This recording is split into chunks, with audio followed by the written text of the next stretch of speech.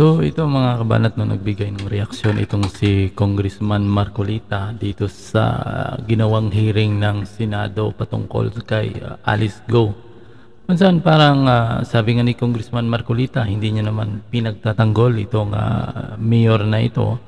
Pero dapat daw ay nasunod talaga yung kumbaga yung ano diyan sa Senado. Kasi hindi nasunod yung rules talaga eh.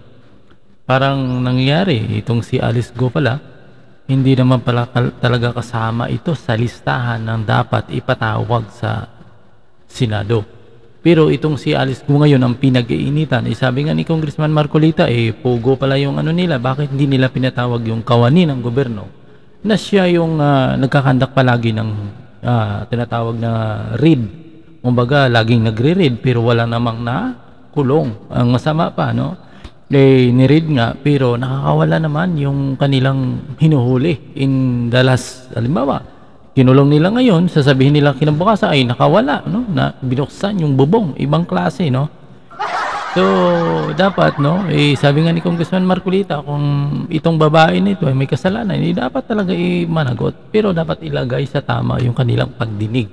Kasi parang nangyari ngayon daw ay parang isang sentro lamang yung kanilang binibira ngayon. Itong nga si Alice Go, parang gusto nilang palabasin na itong babae na ito ay spy ng China. Samantala hindi naman daw, kumpleto naman pala ng ano ito, no? Kumpleto naman talaga. So ito, panoorin natin itong sinabi ni Congressman Marcolita. Oh.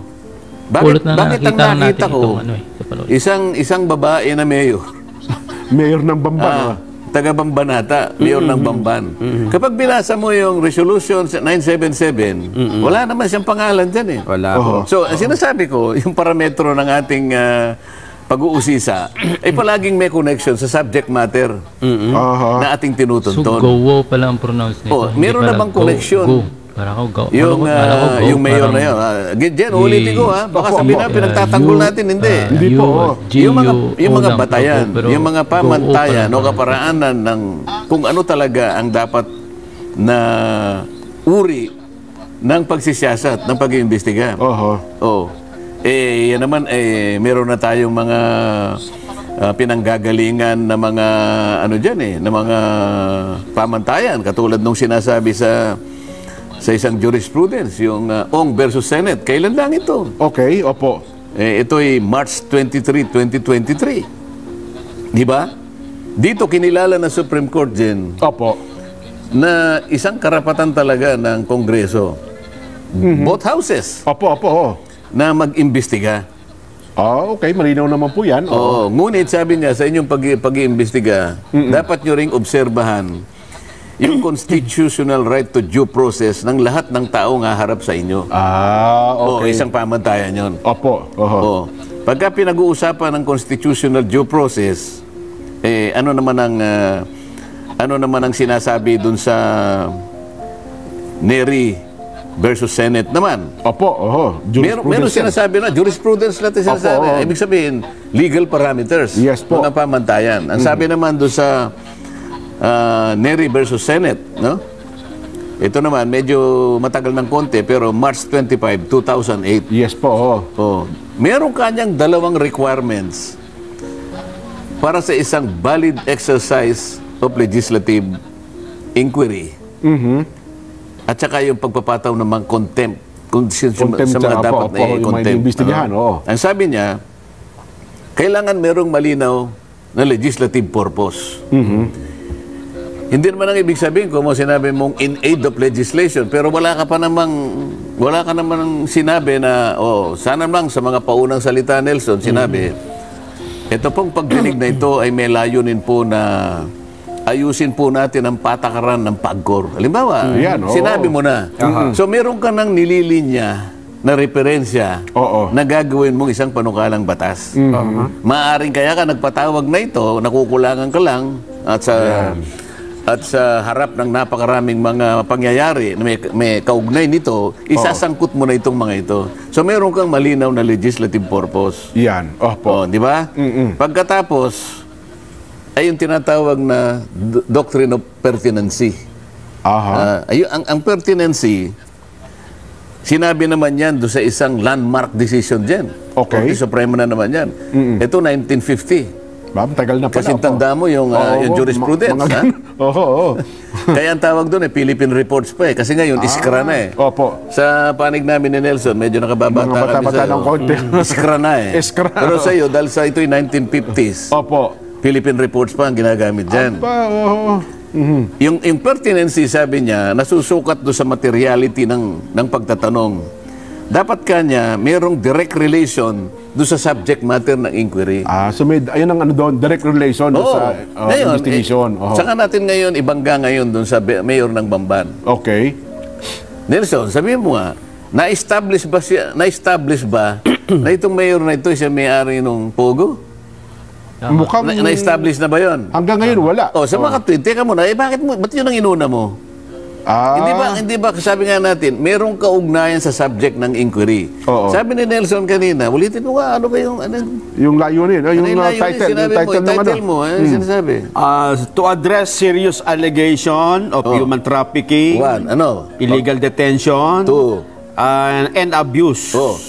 Yung bang mayor ng Bamban ay nasangkot doon sa illegal detention, Nelson? Nakalagay ba riyan? Nakot ba dyan sa resolution? Wala naman. Mukhang wala. Nasangkot ba sa torture? Mukhang hindi rin po. Hindi naman. Doon sa human trafficking. Hindi naman siya pinanggit kong eh. Kaya bakit ang nangyari? Bakit na-focus yung pagtatanong doon sa mayor ng Bamban? Ano nangyari? Ang tanging dahilan ata kong bilang mayor, sabi nila, dapat alam niya yung nangyayari sa kanilang bayan. Limitado tayo. Sabi nga natin ang parametro natin kanina, yung resolution eh. Di ba? Okay. Maski na doon sa mga sources nung na binanggit niya, na nandyan sa footnote ng resolution, hindi nga binabanggit yung mayor ng Bamban eh. So ulitin natin uli, Nelson, wala po tayong hangarin na ipagtanggol kung sino man ang may kasalanan dito. Kung may kasalanan ka, wala kaming magagawa.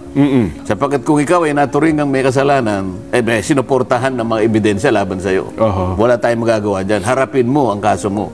Ngunit ang pinag-uusapan natin dito, yung pamamaraan, kung paano ma-observe yung constitutional right to due process. Lahat ng mamamayan, kahit na, sabi nga ng iba pang jurisprudence, kahit na ikaw pa yung despicable criminal, the most despicable criminal, kailangan mo pa rin i-observe ang due process.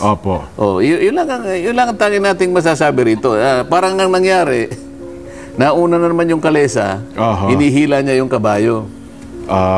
Mukhang ang mas interesante kasing imbestigahan kong yung mayor, gawa ng kapag katinignan mo raw yung kanyang background, mas controversial kaysa kung pag-uusapan yung Pogo. Palitan mo yung titulo ng resolusyon, ang ibig ko sabihin.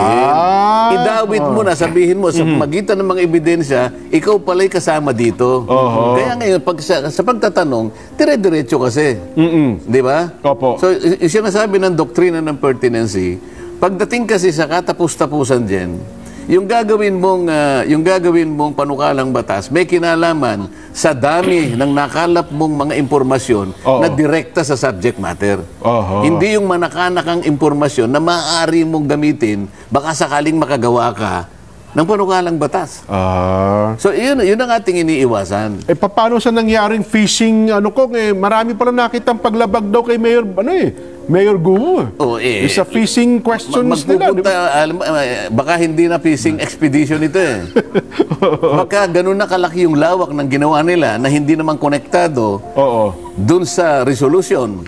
Trolling expedition ito eh. Trolling na. Hindi na phishing eh. Maramihan na ito eh. Dagdag din ng veteranong abogado ay ang ginawang proseso ng mga senador ay matatawag na iligal sapagkat hindi ito kasama sa resolusyong inihain dahil ayon daw sa batas ay hindi kailanman maaaring gamiting ebidensya ang isang bagay na nakuha sa pamamagitan ng iligal na pamamaraan.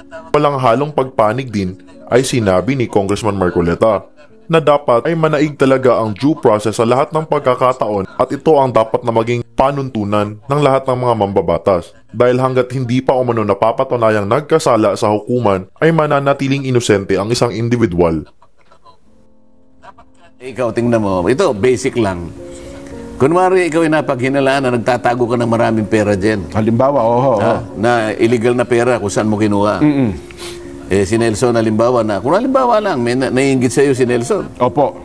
hindi naman niya mapatunayan. Ang ginawa niya, sinuplong kanya sa pulis. Opo, oo. Yung pulis naman, hindi siya kumuha ng search warrant. Okay, opo. Bigla ngayon siyang pumunta sa'yo. Oo, bilang pumasok sa bahay, oo. Oo, napatunayan niya talaga na napakarami mo nakatagong pera na illegal. Nakahiga sa, talaga nakahiga sa pera. Opo. Hindi lamang yun, marami pang mga epektos na illegal. Opo.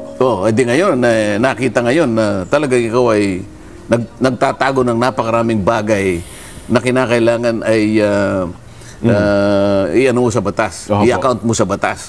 Ngayon, hindi po pwedeng gamitin itong ebidensya laban sa iyo, Jen. Ganun po. Kasi, yung pagpunta niya doon, walang basbas ng korte. May technicality. Kukuha siya muna ng warrant, search warrant, para sa ganun, yung gagawin niya, mabigyan ng legal cover. Opo. Kasi kapag ka yun, ayun, pinagkukuha niya yung pera dyan. Tsaka lahat pa ng mga nakulimbat mo, nilahad niya sa korte bilang Exhibit A up to Exhibit Z. Naku, dami na lang. Opo, ABC. Sasabihin ng Defense Counsel. Opo. Your Honor, sabi niya, I move to strike all these pieces of evidence Nako, for being derived from a poisonous tree. Sabi niya. Nako, Parang ang nangyari, pagka gano'n, kamukha, binabanggit natin, dahil nga hindi mo sinunod yung patakaran, yung observance of due process, sumabit ka. Ayun. Ito lang ang ating gustong linawin sa kapakanan ng ating mga nakikinig na mamamayan. Kasi sila rin gusto nila maayos. Baka naguguluhan din sila. Baka hindi nila alam na ang pinanggalingan palang resolusyon hinahanapan nyo. Sino ba may kagagawan niyang illegal, yung human trafficking? Sino ba nag-torture sa mga yan? Yung mga pogo operator doon sa lugar na bakit yun. pinagtatanong yung mayor, sino ba nanay mo? Ang layo naman yata. Yun lang gusto nating ipaliwanag. Hindi po kami nagtatanggol ng kung sino-sino. Kung sakali pong may mapatunayan na may kasalanan dyan, i-cover po ninyo ng resolusyon. Ayun. Hindi po nyo magagamit ang isang resolusyon na hindi akma para dun sa isang tatanungin ninyo. Gumawa kayo ng resolusyon na akmang-akma para dito. Opo. Para sa gano'n, hindi po tayo mapulaan. Ayun. Ako lang, isang bagay, ang nangyari dito, marami tuloy nagkakakrush kay Mayor. Maganda pala niya, mayaman na. At saka farm girl, laki sa probinsya. Pero, yun ang... Mga kabanat, yung ginawang pagdinig sa Senado kung saan nagbigay ng reaksyon itong si Congressman Marcolita dito sa ginawang pagdinig kay Alice Go ata ang pag-pronounce niyan. Yun pakinggan, sinabi ni Congressman Marcolita, hindi naman pala siya talaga kabilang sa subject So ang layo-layo ng subject ngayon nga, napapansin nga ni Congressman na talaga doon nakapokus kay Alice yung pagdinig sa Senado at grabe yung paghabol sa kanya, ari-arian, lahat na lang hinalungkat, pati yung citizenship niya, di ba? Pati kung saan sa pinanganak. Yung sabi nga ni Chis Escudero, hindi naman batayan yun dahil hinahanapan siya ng nanay kung saan nanay niya. Si Grace po nga, hindi nga alam kung saan galing yan di ba?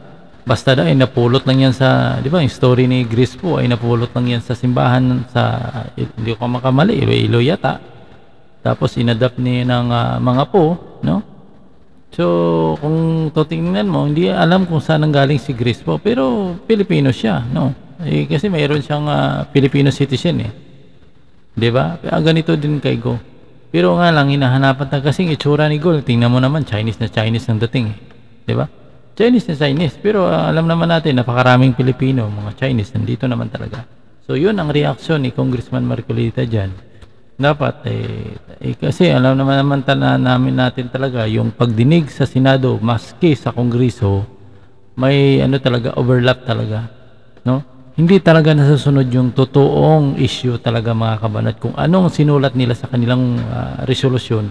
Hindi naman talaga yan nasusunod minsan ginagawa na nilang dahilan yan na kunwari nagsusulat sila ng resolusyon pero yung tirada talaga, mga kabanat, iba. So yan lang, mga kabanat, kaya ang lakas na ng ulan. See you next video.